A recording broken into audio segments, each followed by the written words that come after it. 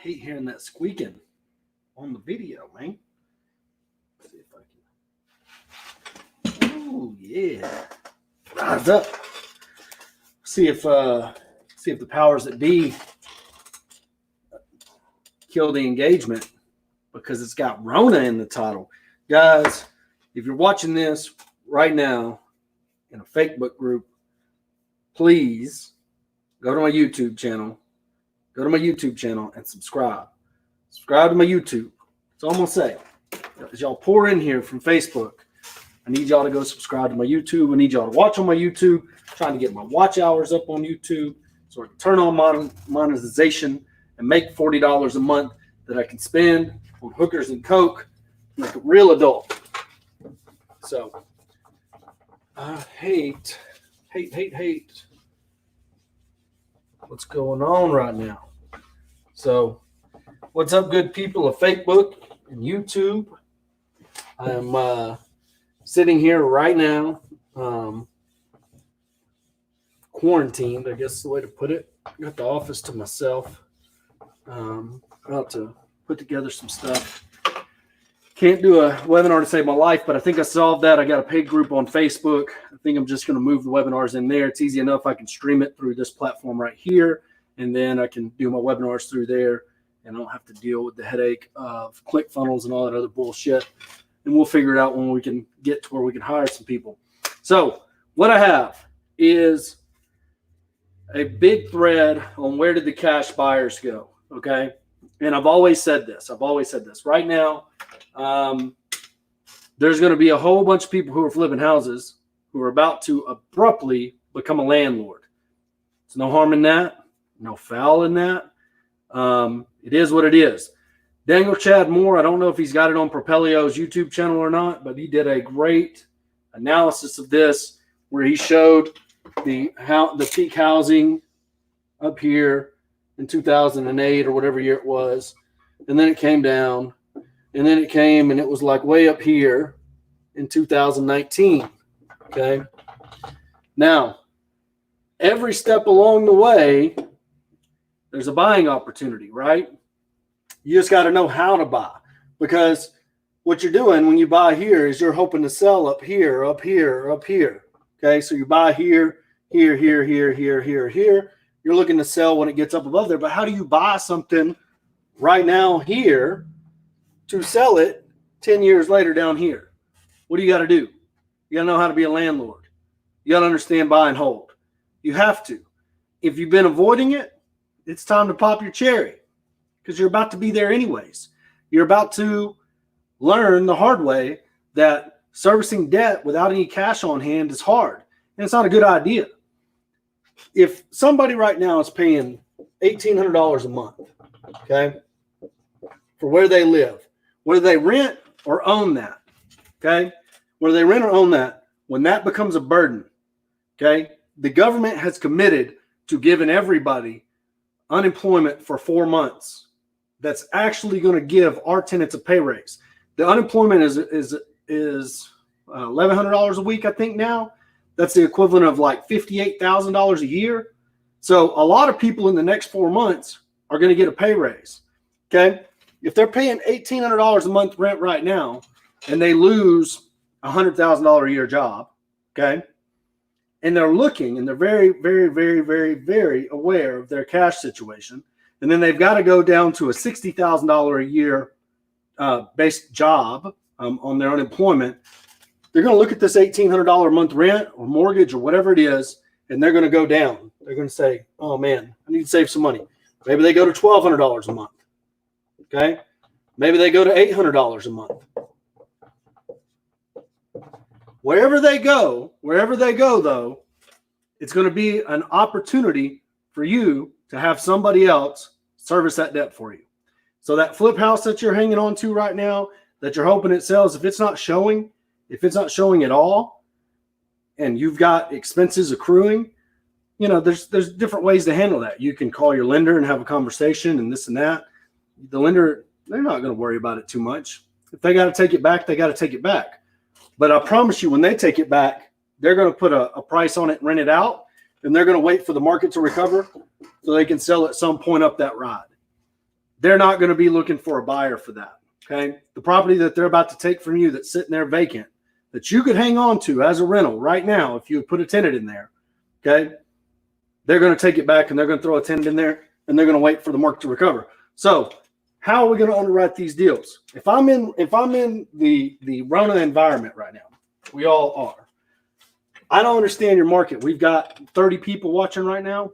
I don't understand your market, right? Not in your market. I don't know how to tell you what's what. I don't know what the average rent is. I don't know what the peak rent is, okay? But I promise you, somewhere below like $1,200 a month, well, that doesn't fit every market. But if you can get $1,200 a month or less rentals, if you can underwrite that deal to where it'll still cash flow. The property has to make money. It has to make about $200 a month. Has to. Otherwise, you're not going to be able to run that property. You're not going to be able to run it properly. Okay. So when you underwrite your deals, let's break one down right quick. Okay. Let's take your 100. We'll break one down right now. Right now that we have. Okay. That we personally have. So right now we have a 2-bedroom, 2-bath. Okay. 2-bed, 2-bath. It's a pretty big house, 1-car garage. Right before this started, all this, we've owned this house over a year. It needed, the outside needed to be remodeled. We bought it in a package of houses. So when we sold the other house, it just kind of fell to the back burner. We kept lowering the price, think it would sell. Would never sell. People didn't want to do the work. It was just had a beat up outside. Inside's fine. So we decided to heck with it. Let's go borrow some money against it and let's remodel it. Because when we had it on the market for $150K, originally, it was showing. People saw value at that price. They just didn't see it once they saw the property. So let's fix it. Let's sell it for $150K. So our 2.2 all in right now, $100K. All right. On a 2% rent roll, this property would have to rent for $2,000 a month. Okay. That's just basic math off the top of my head. There's no way this property will rent for $2,000 a month. Pre-Rona, it would probably rent for $1,300 a month. Okay. Probably would. It's a nice neighborhood, has pool, has, it's got a HOA. I mean, the thing's got a lot going for it. Okay. But now we're all in on this thing, $1,000 or $100,000. Okay. So what we've got to do is right now we have a interest only payment. Our payment, I'm going to erase this payment, is $1,000 a month. That's before taxes, insurance, anything at all. That's before everything. It's $1,000 a month. The rent's $1,300. I don't know if we'll get $1,300. If I could rent it for $1,000 a month, and if we put it back on the market and in a month it hasn't moved, it's not getting any showings, we're not getting any offers, would I rent this for $1,000 a month and eat the taxes and insurance and everything else before I burn the lender? Absolutely. But I've got to underwrite that deal and say, how much cash reserves am I going to have? Where am I going to get the income from? In other words, do I have another property that's cash flowing $500 a month that is going to be able to supplement this property for all the maintenance? What else could I do to service it right now? I can owner finance it. Okay. If I can owner finance it and wrap it at $150. So the day we list this, we're going to offer it for owner financing. And we're going to see what the interest is there. We're going to put out bandit signs. We're going to market it on Craigslist. We're going to do everything we can to get this property sold so we can get that debt servicing off of us. I'm not going to break down the owner finance side of things right now because I think it'll take a separate video. I don't want to pile too much on you. But the payment right now is $1,000 a month. So what do I have to do with this $100,000? I have to go to a lender. I have to go to somebody right now that I know, and I have to say, hey, would you give it to me? Would you loan me $100,000 so I can weather this storm at 8% interest only? and protect your money from whatever inflationary properties are going on. Or talk to the lender and say, hey, can I make this up to you on the back end? Can I get 4% of this deferred and only pay you 8% interest while I'm servicing the property, and then pay you out of my reserve account at the end of the year so I have enough money to operate the property? So I have to have a conversation, knowing this right now, just looking at these numbers, knowing that I'm probably not going to be able to rent that for $1,300, that I've got $1,000 a month payment, I've still got taxes, insurance, and all that. I've got to be able to service that property. So those are the decisions I got to make whenever I'm underwriting this particular deal that I'm stuck with right now. Okay. I have to make a decision. Or I could go to my lender and say, hey, do you want a deed in lieu of foreclosure? I would never do that. That would be my last option. So with this property, $1,000 a month, let's look at it 8% interest only if I can get a break from my lender. Let's see, 100,000, that's $8,000 a year divided by 12. Well, I hate that number, but it's $667, we'll call it. Okay. So the payment goes down to $667 at 8% interest only. So if I can get this payment down to $667 and rent for $1,000 a month, I will probably have enough money to service all debt, taxes, insurance, HOA, and still make it out. This one would probably be a greater candidate for owner finance at this time, but that takes a whole different skill set, because when you owner finance it, you don't get to resell it when the market peaks, like we said earlier. You don't get to resell it. The only thing you can do is sell the note. So you have to understand, well, not the only thing you can do is sell the note. You can borrow against the note. You can sell the note. There's different things you can do with that note. But right now, I don't know if borrowing against the note is possible. Selling it, maybe, but they're going to be looking for a deal. But remember, you only have to get $100,000 for that note. That if you took $15,000 down would be a $135,000 note. What percentage is that? I told you I wasn't going to go into this, but I'm in it now. 100,000 divided by 135. That's a 74% note purchase, and it gets my lender away from it. It gets me away from it, and gives the note buyer a hell of a deal.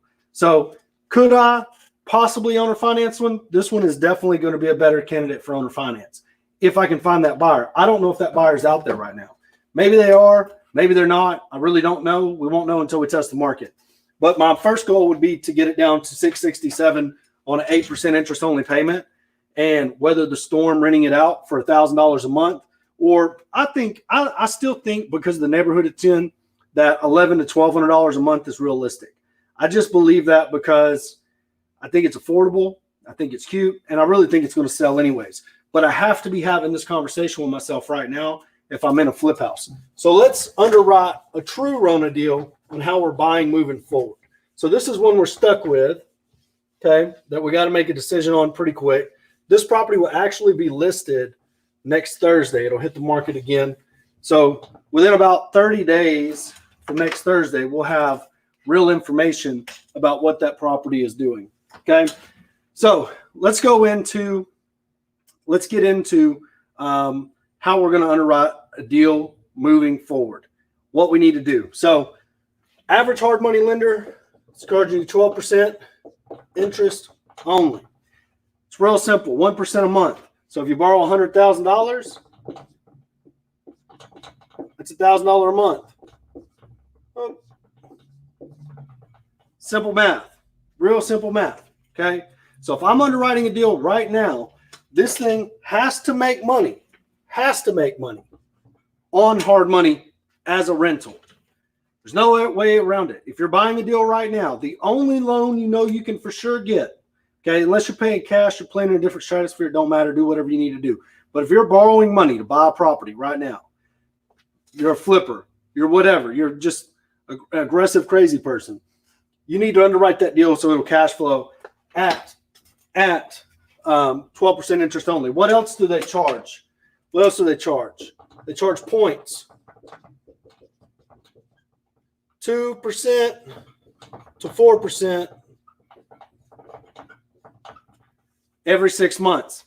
If you're borrowing money, you need to ask for a longer term. You need to ask for a year term. You can pay points every 6 months if the deal makes sense. But if you can't pay those points every 6 months, you don't need to do the deal. What you need to do is you need to try to tell your private money, hard money, whoever it is, I might be in this deal for 18 months. Why? Because this is the only loan you know you can get. You don't know if there's a loan waiting for you on the backside. You don't know if you got a mortgage banker that's actually going to be able to lend. You don't know if your private community bank is going to be able to lend. Why? Because you're not going for the loan. There are several people that were all the way to the finish line on loans that didn't close. Okay, us being one of them. Us that we got all these refis that we're going for and everything else. A lot of them got put on pause. A lot of them got put on wait and see. Okay, how long does the wait and see last? We don't know. Okay, so if you can still get a hard money loan, which we are lenders, if you're in Texas, we can still loan to you, then you need to underwrite this deal on 12% interest only. What does that look like? Let's look at one. Okay, break down this one that we're loaning on right meow. Okay, we got a nice lady that's borrowing money from us. She's buying about a 185, 190 property for $85,000. Okay, I went live in there, I think, the other day. I don't really know. Maybe y'all can find it in the group. I don't remember. But whatever it is, she's buying it for $85K.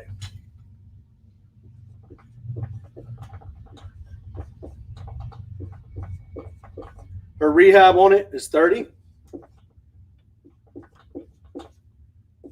All in, 115K. Now, I don't remember. I think they put her at 12%, but I don't know. They're charging more points for origination. So I'm going to underwrite this deal like it's a 4% origination. I don't know if that's the truth or not. I haven't looked at the loan package, but I'm going to take 115. I'm going to multiply it by 0.04. So it's got 4,600 in origination. So where am I going to write this at? We'll just do it like this. 4,600.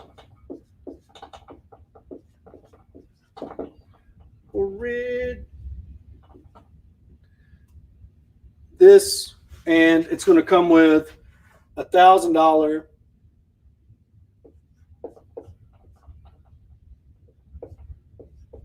$50 a monthly payment. Okay, so right now, knowing that we got this deal is a 4-bedroom, 2-bath. It's a 4-2. It's in a great location, absolutely great location. When I pulled rental comps are from $1,600 a month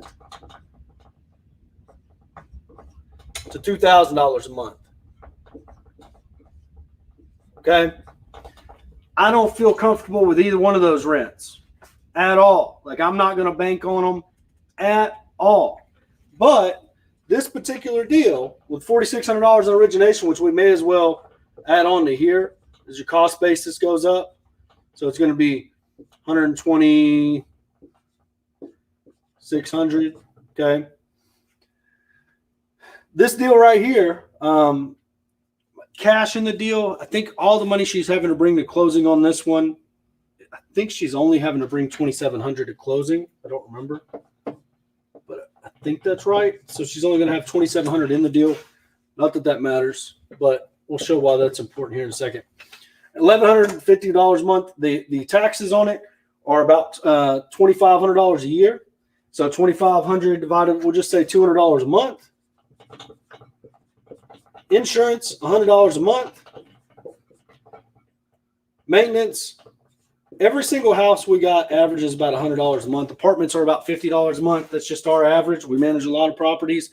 I don't know why the houses, I think it's probably gone down now. That was an old number I used to use because that's just what we had. But we would do stupid stuff when we rehab houses and not replace the air conditioner, you know? And then when it rented out, it would last for 6, 7, 8 months. And then we'd have to pay, $3-4 grand to replace an AC.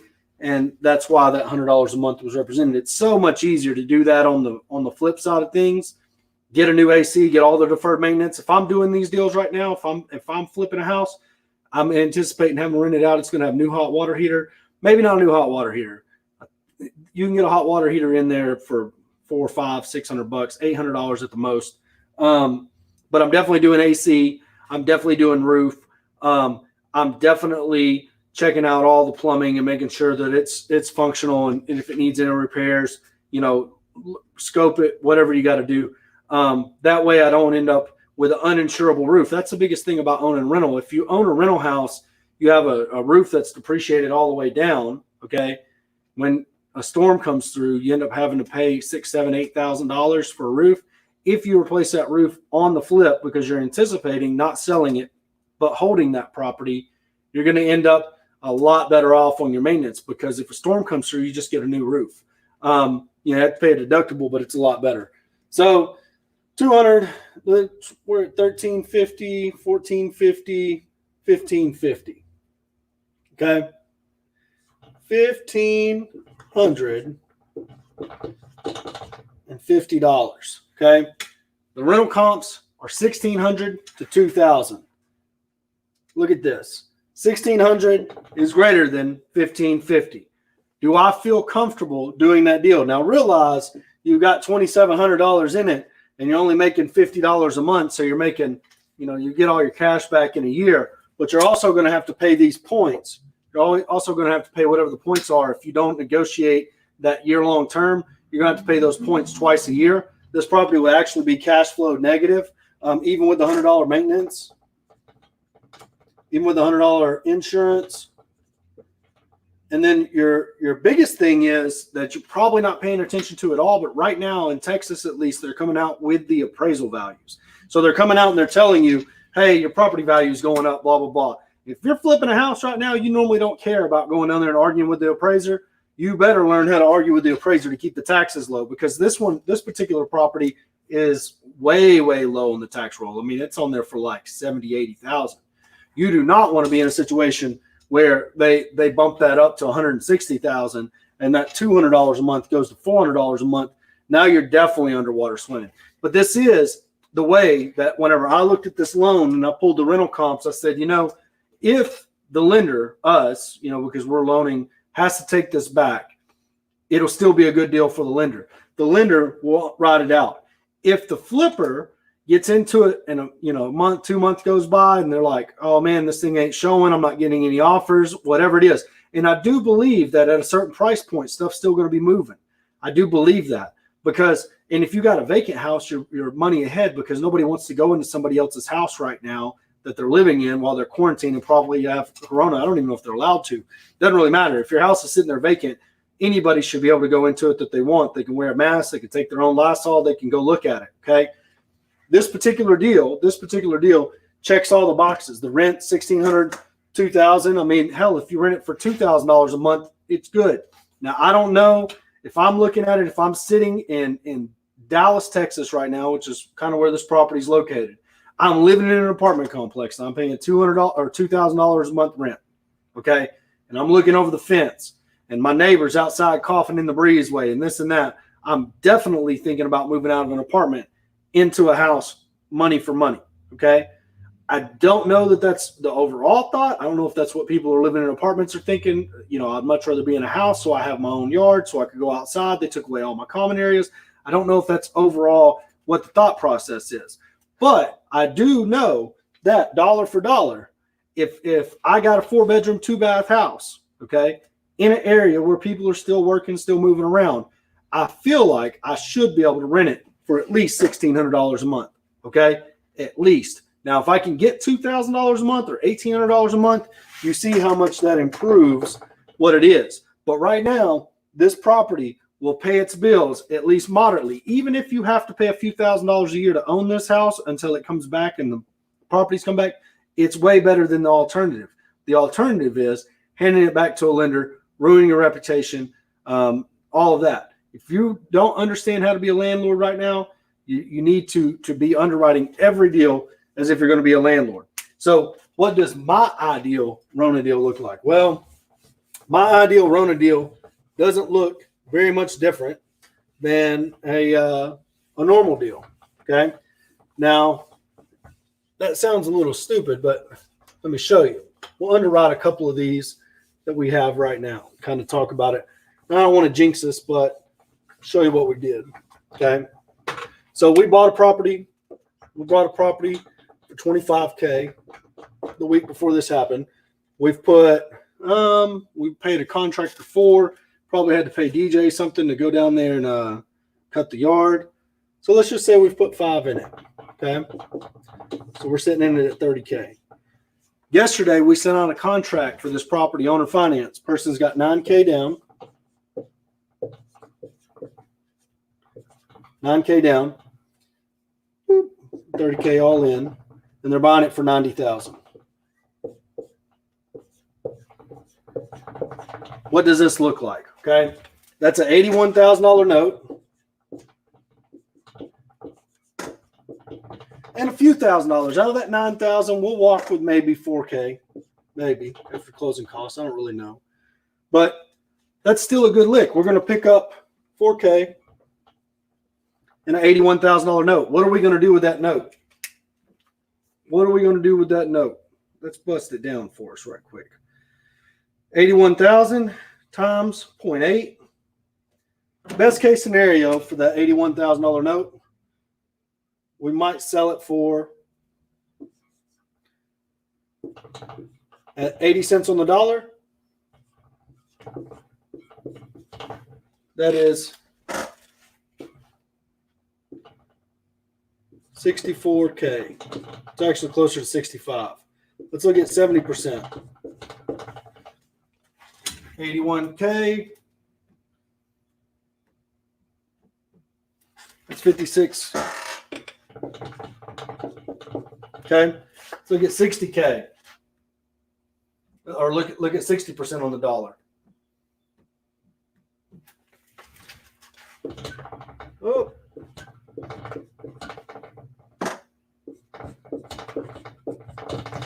Let's look at 50 cents on the dollar.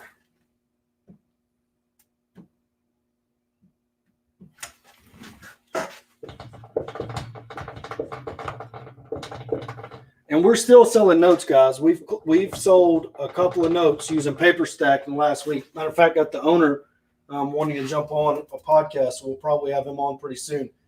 Let's look at 40K or 40%. That's 30. So this deal falls apart. This deal falls apart when we have to sell that note for less than 40 cents on the dollar. Okay? Now, I'm not a note buying person. I'm not a note, don't do notes, don't understand notes. I do, but I'm not like Jaime where I just sit here and do a whole bunch. But if I look at this note, and it's going to be a 30-year AM, 81,000. A4 went down, so I think we're at 9.5. I don't remember what interest rate. And the amortization is 30 years. When I look at this, that principal and interest is $681. When I take $681, 681, and I multiply it by the 12 months in a year, that's $8,100 a year. Y'all see that? If I sell that note for 60 cents on the dollar, okay, so I'm going to take that 81 and I'm going to divide it by the note amount right here, 48,000. And I don't know if this is how you figure yield, but that's how I figure yield, and that's a 17% yield. I don't think there's very many people in the market right now that wouldn't take a 17% yield protected by a hard asset over what the stock market's doing, over the volatility of everything else. I think if you buy a mortgage right now or buy a note right now, you know that you have an asset. And then if you just went, the tax value on this house is $90,000. So that's, what it will sell for right now in a free and open market, we don't actually know. Okay. It might be whatever, might be 60,000, might be the only thing that it would sell for, but buying it for 48, if you had to take it back tomorrow, you would still, you obviously know you could owner finance it again and get that yield, which is probably what they would want to do. But if they need to liquidate it for cash, they could still get their 48,000 back out of it. I don't know what BPO they would look at on this. The realtor that we had come out said that they would list it for $80,000 as is for a quick sale. But, and that's in the middle of Rona. We went and put out bandit signs. We had a buyer come forward.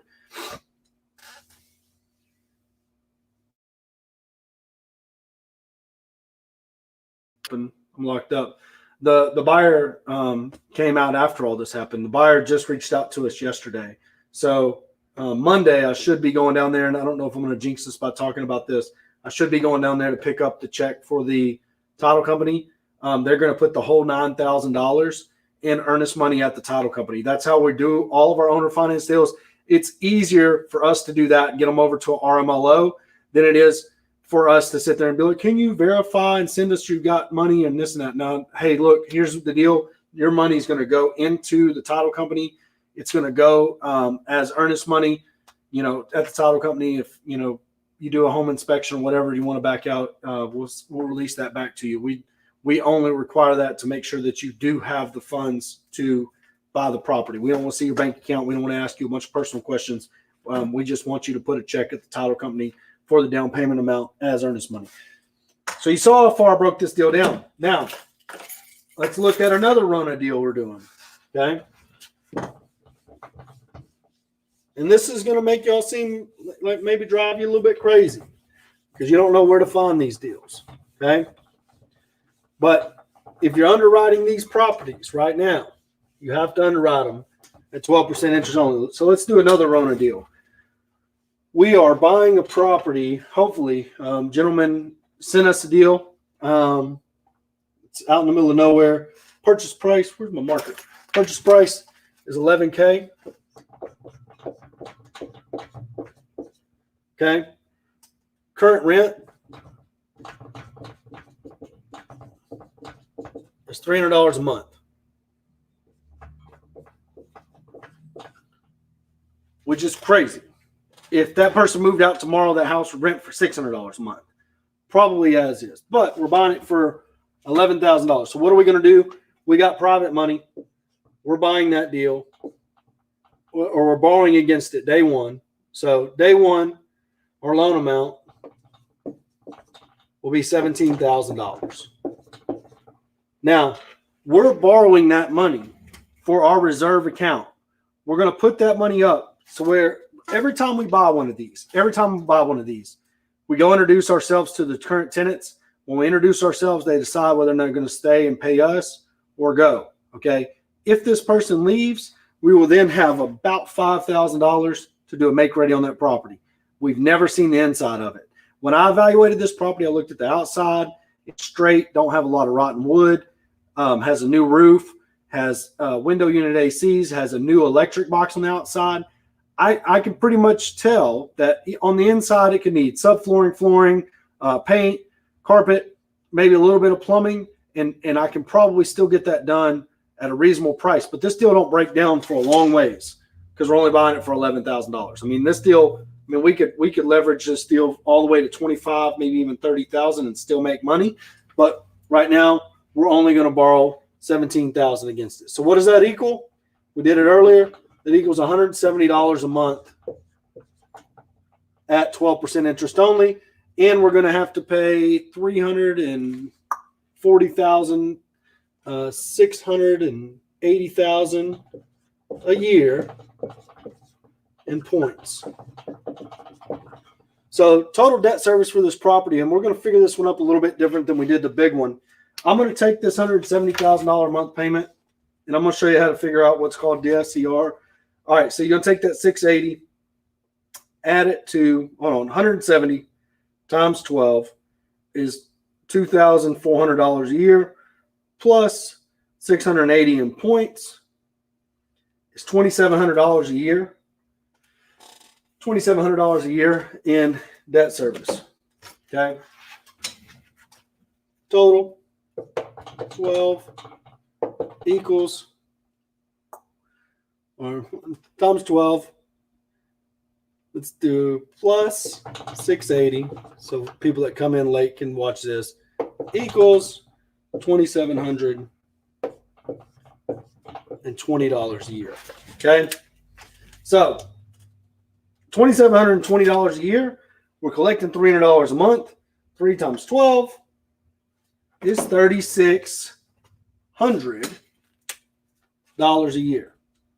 So total rent times 12 equals $3,600 a year. Now, One thing I'm going to communicate to this tenant when I buy it, you're paying $300 a month rent, okay? We are not maintaining this property. If you want us to maintain this property, we're going to have to raise your rent. I'm going to have that conversation with them day one. When I'm like, nothing's going to change, but we're not going to come out here and put new ACs in. We're not going to come out and do these things. If you want us to come put new AC in, we have no problem doing that. But we're going to have to raise your rent to cover the expenses. It's an easy conversation to have. $300, you get to pick. You want $300 a month rent, or do you want $500 or $600 a month rent and us take over repairs? Okay, easy enough. Now they might have a lease in place. If they do have a lease in place, that lease survives the sale. Okay, so you might not be able to have that conversation. But I doubt there's a lease in place at $300 a month. I just doubt it. Okay, so $3,600. When I do this, all right, I've got to take into consideration tax and insurance. This thing's on the tax roll for like, I don't know, $10,000. So the taxes are like $300 a year. I mean, that's divided by 12 is exactly $25 a year. The insurance on this property will still be $100 a month. So we got $125 a month times 12, $1,500 plus our 2720. Uh-oh, I did times 2720. Oh.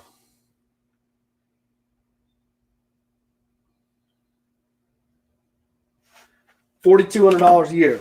We're in a negative cash flow situation day one on this property if we don't get either more money for rent, or less debt servicing. So what we might come and do is negotiate on the points, but I don't know if when we buy this what we're going to be at. But let's just underwrite it at $3,600 a year and $2,700 so we can show you what DSCR is and not include any of the taxes and insurance. You would always include taxes and insurance overall, but you know what this is telling me is that we're going to have to raise this rent to at least $350. What's $350 a month? It's $4,200 a year to be able to pay the property on this. So we'll need to raise rent to $350.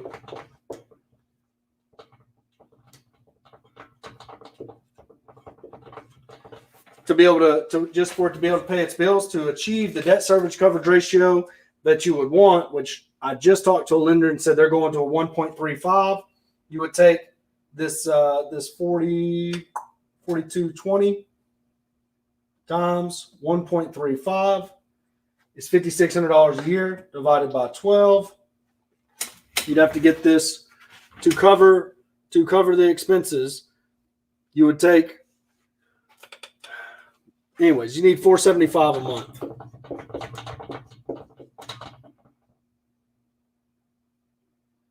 A month equals a 1.35 DSCR. Why? Because with taxes and insurance, I'm going to write it. This is your debt service. Taxes and insurance is $1,500 a year. That's taxes and insurance. That's $4,220 times 1.35 equals. Uh-oh.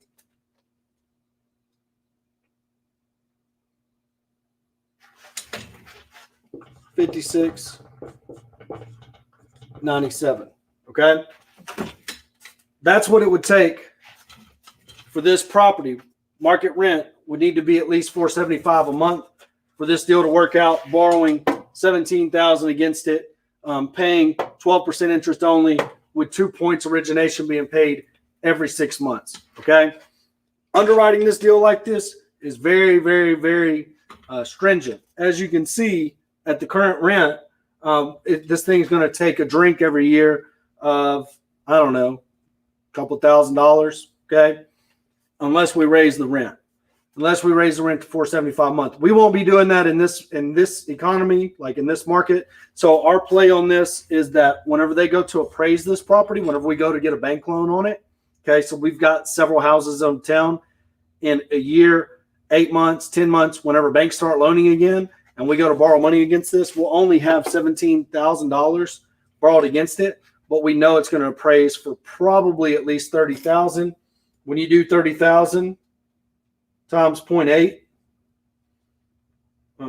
30 times 0.8, that's $224,000. Okay, and as you can see, we only have 17 in it, so it's going to provide equity for the portfolio overall. And some of that equity will still be sitting in the bank, even though we're cash flow negative a few thousand, maybe, I don't know, $1,500 a year, whatever it is. So this is how we're underwriting deals right now with Rona. If they don't cash flow, or if they don't service their own debt, if they're not marginally close to cash flowing on hard money. Now, this tenant leaves, we put the whole $5,000 into the property, and we get $475 a month rent, which is doable, because really and truly market rent for that property is at least $500 a month, if not $600. Okay, if we do all that, you can see this property works out really well. As it is rented right now, it's obviously a little bit cash flow negative, which is unfortunate, but it is what it is. We're not going to go raise these people's rent because we don't want them to turn over. We're just going to wait and ride this out. If you're doing deals right now and you're looking at flipping them and they're not showing, they're not getting anything, it's time for you to learn how to underwrite the deal. We did an owner finance. We've done a rental. You need to understand where you're going to be as a rental, owning that as a rental on the money that you borrowed from Jump Street. Because right now, we haven't talked to our local banks. We haven't reached out to them and asked them for a new loan in this. But I'm going to bet that they're on wait and see mode. I'm going to bet that once the stimulus dollars start hitting bank accounts, like start actually landing from wherever the government's printing this shit into an actual bank account, you're going to see lending probably open up for a window, right? But no, it depends on what everything looks like then. If that money's hitting the bank account by May, okay? So May 1st, the PPP money's going out, the actual stimulus checks that tenants are getting, it's actually showing up in local banks. Their deposits will have to have gone up, okay? So maybe they'll be more willing to lend then once they have their deposits up. But right now, I couldn't imagine talking to a bank for a new loan. I know that we just closed 2 refinances this week, but both of those were private money. Both of those were us going to lenders and saying, hey, we've got this loan here. You've got cash sitting on the sideline right now. Do you want 8% interest only to take this other loan out? And they said yes. So we were sitting at 12% interest only with a hard money lender or a private money lender at 12%. We went and asked a different lender that had idle money if they would take 8% interest only. They said absolutely. So we put that money to work on properties long-term, 3-year terms, interest only, 8%, no points.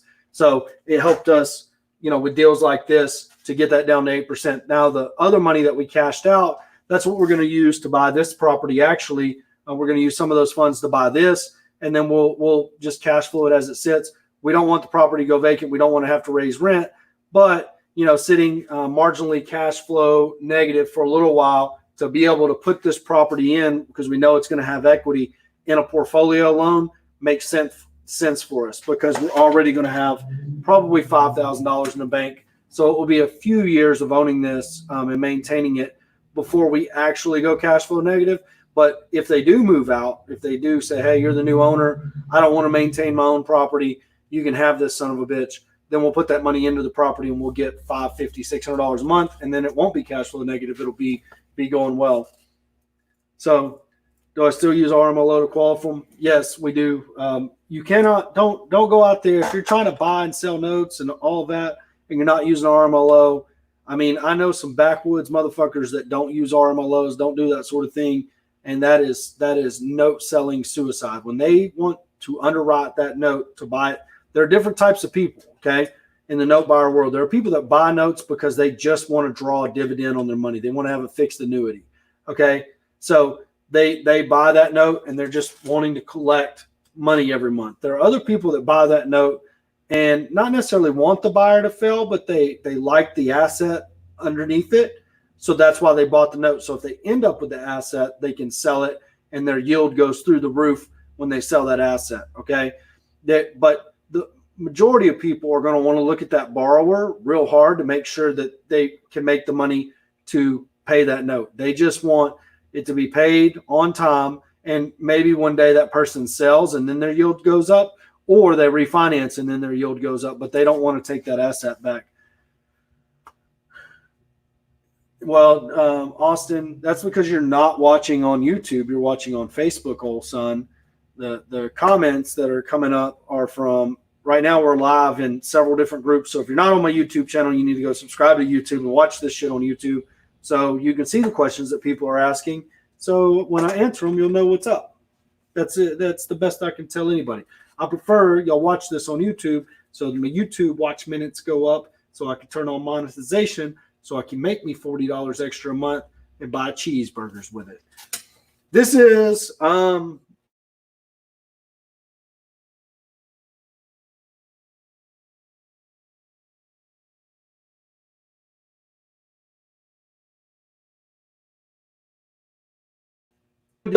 underwrite these as rentals from Jump Street that you're going to be making those monthly payments, that you're going to put a tenant in there, and they're going to service that debt for you during these times. Because if you get stuck holding the bag, okay, if you buy it to flip and it doesn't sell, you don't need to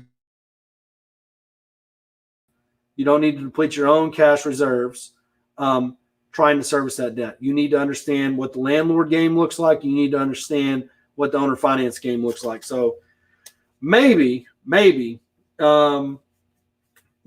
you can make it, but that also requires buying at a much steeper discount. If you noticed, we just underwrote a $17,000 deal that's being rented for $300 a month, and the numbers didn't quite work out. So, you better be buying at pretty steep discounts. You need to be well aware of what you need to do with the seller. There's several different offers that you can make with sellers to get them to carry the note, interest-free, stuff like that. You need to be leveraging all the noise in the marketplace with those negotiations, but that's an entirely different subject that will require an entirely different live to talk about. But right now, you do not need to be underwriting everything as a flip. You need to be underwriting everything as a rental. And if you still have the ability to borrow money from a hard money lender, it needs to at least service the debt, taxes, and insurance to be able to support it and make at least $200 a month if you're going to make any money at all. But don't plan on getting rich being a landlord. I can tell you that right now. This is just so you can buy assets during a falling market and hang on to them long enough to sell it once the market recovers. You can do that if you understand how to be a landlord. You cannot do that if you're just going in with flip goggles on, with blinders on. You're being really naive right now. And there's a certain price point in every market that is just untouchable unless you're playing with cash right now. The simple rule is these numbers don't work. They won't cash flow on hard money. You cannot rent them for enough. You cannot owner finance them for enough. You need to understand that going in. If somebody's trying to do a $250,000 flip right now in this market, you've got one exit strategy, because most people can't go get that 4%, 3% interest loan right now on that property, okay, to be able to make it cash flow. And the other thing you need to be doing while you're at it is having a conversation with that back end lender to see if you still have that money available. If you have that money available, that might do you some good, but until you ask for it, it's not really there, right? So I could go ask a lender right now and say, hey, are y'all still doing loans, cash out refis and stuff like that? And they could say, absolutely. I get a property, rehab it, put a tenant in, it's seasoned, and I go back to them and say, hey, I need that loan. And they're like, oh, well, we tightened up some guidelines. We're doing this. You might not qualify right now. That would be terrible, okay?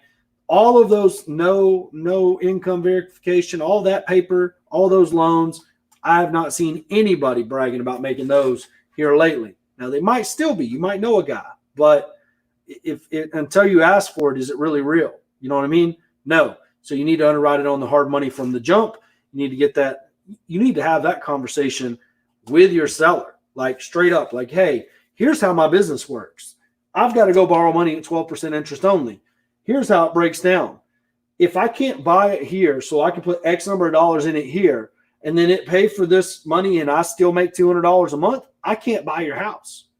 And they're going to look at you like you're crazy. but that will be a better conversation than going in and trying to explain to them what wholesaling is and that you're a buyer and this and that, and then leaving them at the altar when nobody comes in and buys it. So I appreciate y'all's time. If you're not on the YouTube channel, get on the Roughneck Real Estate YouTube channel. I was taking some criticism for some webinars. I got to jump on a phone call with a guy here in a second over it. But I'm going to put them in the paid group. I'll be making that announcement here soon enough. I appreciate y'all's time. We'll see y'all later.